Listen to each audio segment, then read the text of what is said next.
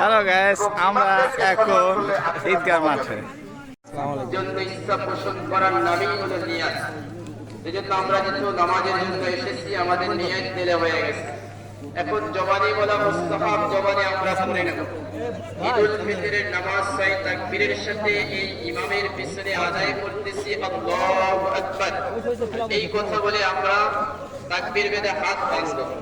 হাত বাঁধা আচ্ছা, এইগুলা আহে নাই।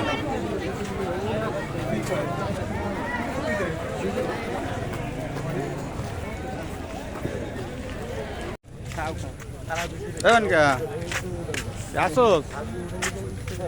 হ্যাঁ